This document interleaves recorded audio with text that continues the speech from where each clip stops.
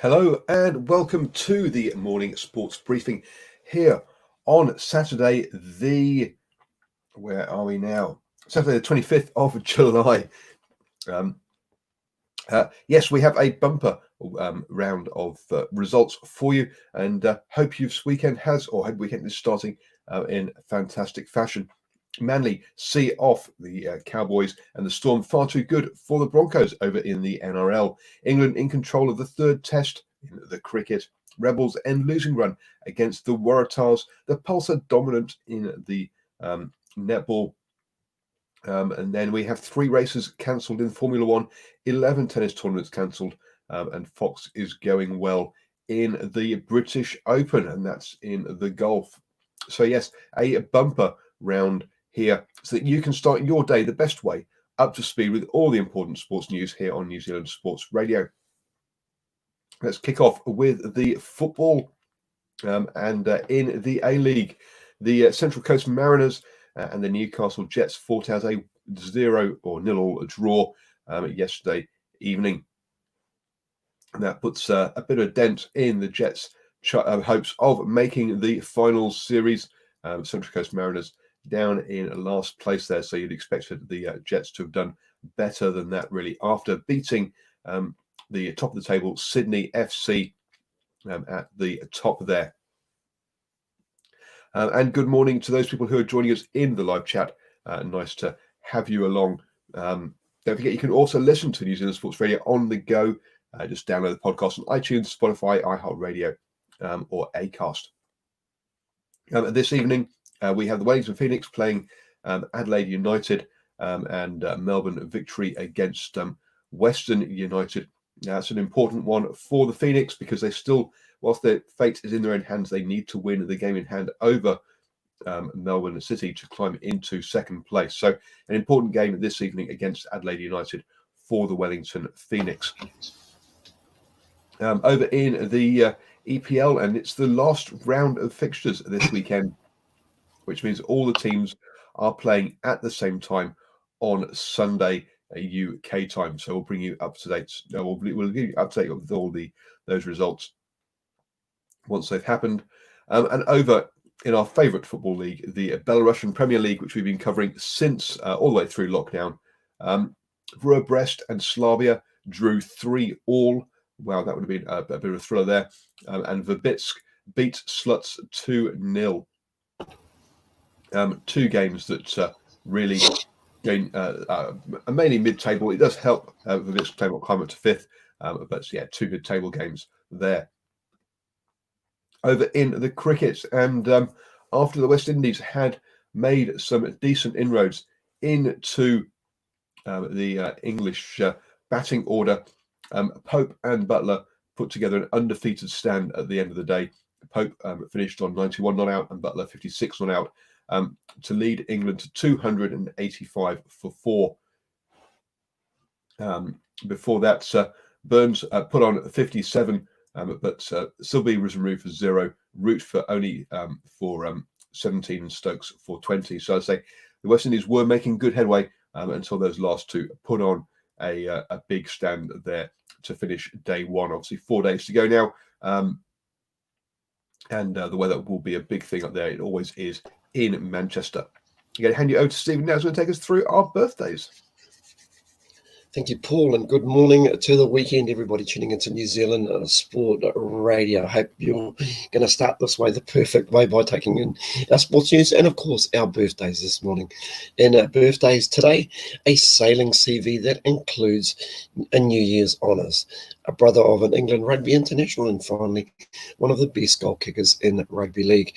Daryl Halligan, born this day, the 25th of July, 1966, is a rugby league commentator and a former professional player.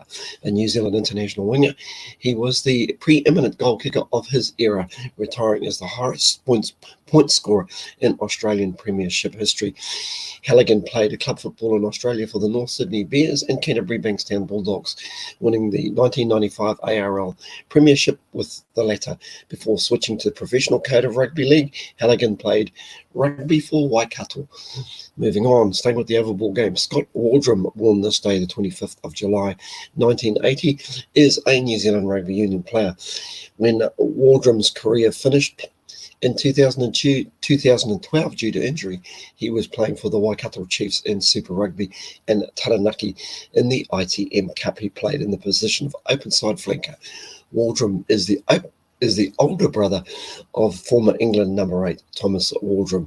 And finally, Andrew Blair Tuke, or Andrew Tuke, MNZM, born this day, the 25th of July, 1989, is a New Zealand sailor who won the gold medal at the 2016 Summer Olympics and the silver medal at the 2012 Summer Olympics in the 49ers alongside Peter Burling. Tuke was a member of the Emirates Team New Zealand that won the 35th America's Cup. He sailed on Mapfire, finishing second in the 2017-2018 Volvo Ocean Race.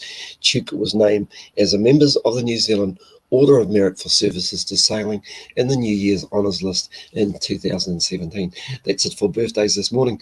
I'll be back shortly with all the league news from overnight. Thank you very much, Stephen, for that update. Moving on to rugby union then, and yesterday in Super Rugby AU, the Rebels ended a losing streak against the Waratahs in Sydney by winning that game 10-29. They shut the Waratahs out entirely in that second half, and really kept really could have kept really had control of the game, and probably should have won it by more points than they actually did. So good win there for the Rebels over in Super Rugby AU today. That will be followed up by the Western Force versus the Brumbies. Again, another game that is being played on the East Coast due to COVID restrictions. And before that, we will have the Crusaders versus the Hurricanes in Super Rugby Aotearoa. We gave you those lineups yesterday. And then on Sunday, we have the Blues versus the Chiefs. Couple of interesting selections in that one. Thompson could be getting his 100th Super Rugby cap there for the Chiefs. And on the Blues, we see Bowden Barrett putting on the number 10 jersey. Yes, his first time starting at second 5'8" since first 5'8" since the in a year. So it'll be interesting to see how that one goes on Sunday. The All Blacks are also reported that they might be having a warm-up game before the Rugby Championship against a combined Pacific 15 in Auckland. Now, the rumours are that the Rugby Championship will be held in New Zealand with Australia, South Africa, and Argentina coming over here to take part in that competition held over 6 weeks, held between the 7th of November and the 12th of December. This game would happen before that. The suggestions are that Tana Manga would be the head coach for this one. And names that have been mentioned that could play for the Pacific 15 include Mar Nonu, Julian Surveyor, Akiri Iwani, Duplessis Karifi, and Tonga's Nasi Manu. So clearly this is not a Pacific Warriors 15 between Fiji, Samoa, and Tonga. This is a team of players based out of New Zealand. Interesting, that one. You do wonder why they don't use the Maori All Blacks for that, and why they're using a Pacific 15 for in that game, really. But there you go. And looking at polling that one at Mount Smart Stadium, and you can say this probably has to do with news that they are working, that New Zealand Rugby is working with a conglomerate out of Hawaii to potentially have a Pacific Super Rugby team in South Auckland going forward. So yes, that all seems to be adding up as to why that might be there. And it also perhaps gives us a nod towards what a Pacific rugby side might, what a Pacific Super Rugby side might look like. Will it actually be players from the islands, or will it really be players of Pacific heritage who are lined up to play for the All Blacks anyway? Will it be a sixth New Zealand Super Rugby franchise, but in disguise? All of that are things that we'll be discussing on the Driving Maul show on Monday evening at 8 p.m. So do join us for that. I'm going to hand you back now to Stephen, who's going to take us through our NRL update. Yes, thank you, Paul. It almost seems like they're just testing the waters there with that Pacific Island side, so it'll be interesting to see how that unfolds. However, I am here to talk about all our league action, and there's plenty of it to look at this morning. In the games played last night, Manly see off the Cowboys. Melbourne Storm far too good for the Brisbane Broncos, even at home. Will SBW become a Rooster? There's a question mark there. And also former Test player Kevin Locke looking to return to a rugby league at 31 years old. But we'll start with last night's game, because first game at least, it was Manly who saw off a very gritty North Queensland side, still recovering from the sudden exit of coach during the week. Just days after Paul Green walked away from the Cowboys, the Townsville outfit made a good showing of itself against the finals-bound Seagulls on Friday night, but lost 24-12. They lost the game, but the grit and energy shown, which has often been lacking this season, will at least be enough to please interim coach Josh Hannay. For the Seagulls, it wasn't pretty, but they take the 2 competition points back to Sydney as they continue to await the return of star fullback Tom Trojovic. Jason Taumalolo ran for 226 metres and had 3 tackle busts, while Francis Molo was also good for the home side. Aidan Fonua-Blake also cracked the double ton in run metres and had 4 tackled busts. Manly scored the opening points through Curtis Sirenen within 8 minutes of the kickoff. Danny Levi extended the lead later in the half by burrowing over from dummy half to make it 12-0, but it was the home side who scored next when Kyle Felt latched on to a Jackie Clifford chip to make it 12-6 with 4 minutes remaining in the half.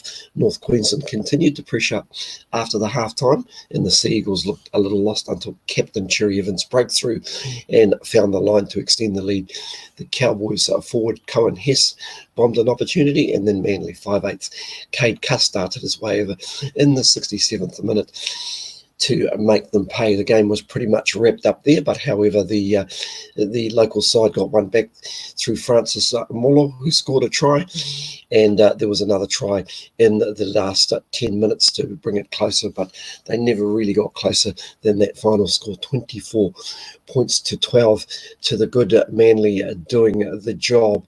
And in the second game played last night, it was the Melbourne Storm far too good for the Brisbane Broncos at Suncorp Stadium, 46-8 the good. They scored. It was actually quite tight in that in the first half. It was only the Storm that led by 12 points, 14 points to 8 at half-time. Addo Carr, the winger, opening the scoring, but Brisbane hit back with tries to Farnworth and just Farnworth with Staggs kicking the conversion, and Staggs also kicking a penalty around about the 21-minute mark, which really extended the only time that Melbourne led for the match. They were ahead 8-6, but it was to be the Storm who would score another penalty to level things up. Cameron Smith, even at 37 years old, who once again is just in, I'd almost call it the form of his life, but listen, he's so consistent. He plays like this all the time. Hughes scored a try on the 35th minute. Smith converted it, and that gave them that 14-8 lead at halftime. But in the second half, the floodgates pretty much opened for the Melbourne Storm with Boric, Fasumililui, and Pappenhausen, and also Hughes getting a double, and Addo Carr getting a double as well, before Fasumililui also taking out a double as well. So a convincing win there to the Melbourne Storm, 46 points to 8. Beg your pardon with that pronunciation. In games tonight, we have 3 games coming up for us at 5 o'clock this afternoon. One we're keen to look at is the Warriors, who take on the high-flying Roosters at Central Coast Stadium. It is going to be a huge ask for the Warriors. Our second game this evening is going to be the Sharks versus the Dragons at Nestra Jubilee Stadium in Sydney. That's a 7:30 p.m. kickoff. These are New Zealand times, by the way. And our final game of the evening should be a cracker as well at Geo Stadium in Canberra, where the home side, the Raiders, take on the Rabbitohs. Now, to our final 2 stories. This morning, we announced yesterday that Sonny Bill Williams was on the market. Well, he's set to return to the Sydney Roosters in the NRL.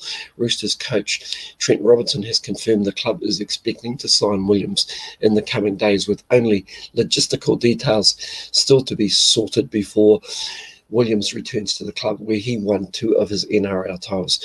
We're down the track with discussions, according to Robinson. There's a few things that they need to be done to get sorted out before the conversations are totally clear.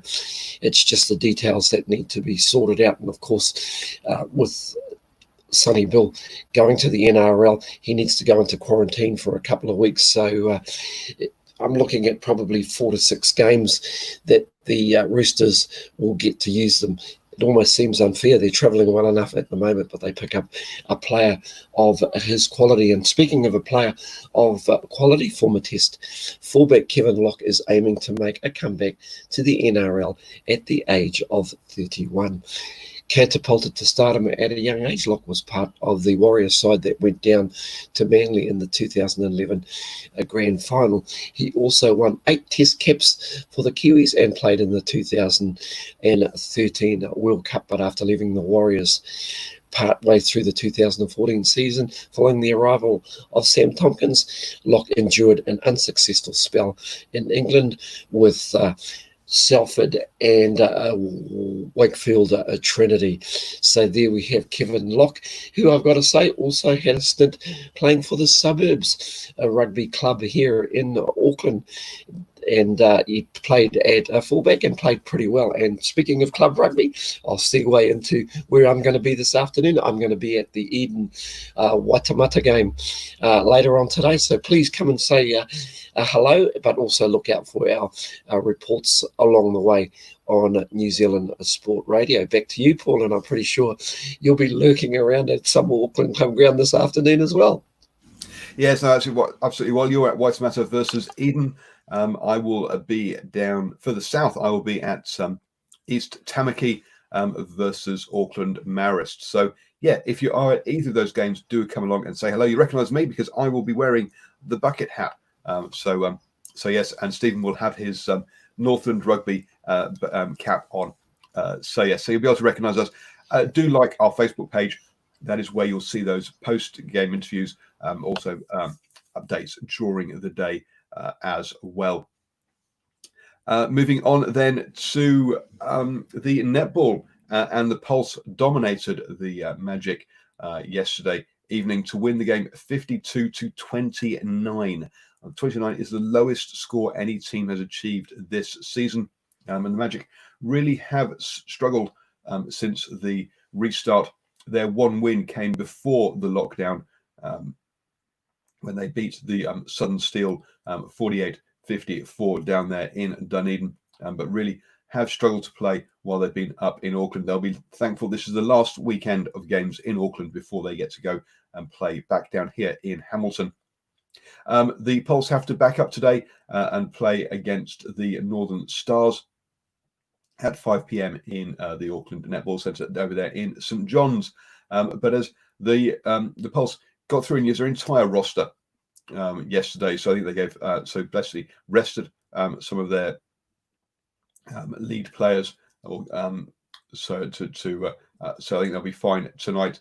They lead the standings now on 9 wins and are clear by 15 points at the top of the table ahead of the Northern Mystics. Moving on to the Sal's NBL, and no games last night on Friday, but there are 3 games today to finish up the regular season. The Canterbury Rams will play the Franklin Bulls, the Nelson Giants will play the Otago Nuggets, and the Auckland Huskies will play the Manawatu Jets.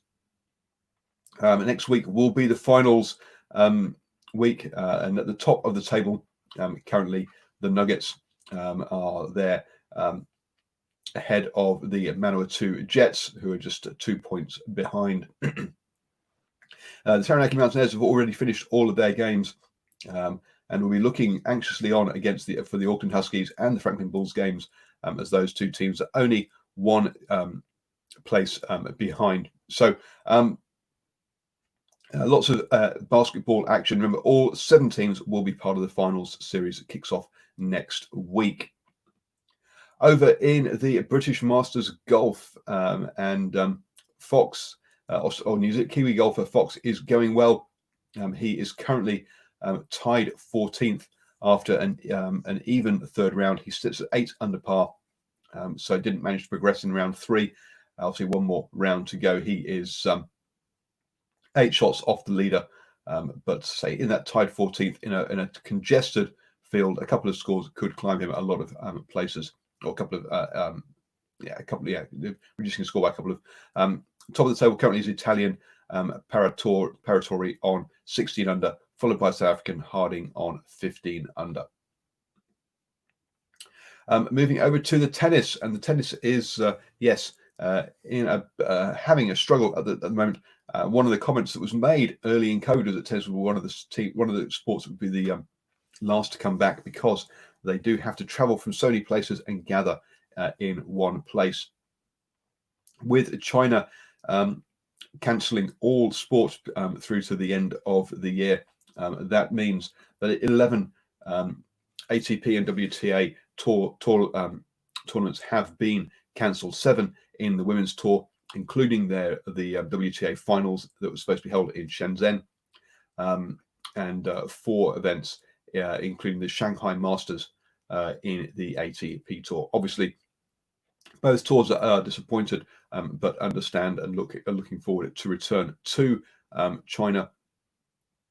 The ATP tour will be resuming with the Cincinnati Open, which will be held in New York, not in Cincinnati, ahead of the US Open that will also be held in New York. It is a bit of which is due to start on August the 31st, because France or Europe have imposed a 14-day isolation after returning from New York. If players take part in the US Open, they will not be able to take part in the French Open. With players like with some players already like Rafa Nadal training on clay, it's quite clear which tournament he has decided that he'll be attending. With the other warm-up game, obviously we could talk about the Cincinnati Open happening, but the City Open, which was the other warm-up game for the US Open in Washington, has been cancelled. So all a bit of a mess at the moment within the tennis, as they struggle to get their seasons back underway. Moving on then to the Formula One, and they're having issues as well. They have now decided that the US, Mexican, and Brazilian Grand Prix will not be able to go ahead, and so those 3 Grand Prix have been cancelled. Instead, there'll be 3 further races in Europe, one at Germany's Nürburgring, at Imola in Italy, which will make it, I think, the 3rd race to be held at 3 different tracks in Italy, and also in Portugal, the first time that F1 has been raced at the Portimao track there. They are still hoping to get over and have a couple of races in Asia, including a street circuit potentially in Vietnam, as well as another race perhaps in Malaysia's Sepang Ring track, and also perhaps maybe in Japan as well. So I have to see how those ones pan out. Vietnam, whilst it's been rather quiet, has been one of the countries that has coped with COVID very, very well. So there you've got to say that one has got a high chance of going ahead as long as the immigration issues can be sorted out, and obviously with the isolation and all of those kind of things. Don't forget, you can listen to New Zealand Sports Radio on the go. Just download us on iHeartRadio, iTunes, Spotify, Acast, all of those wonderful places. You have now started the day the best way, up to speed with all of the important sports news. It's been great to have all the messages within the live chat. Don't forget, you can join us at 8 p.m. on Sunday evening when we will review all of the Super Rugby action from the weekend. So do join us then for that show as well.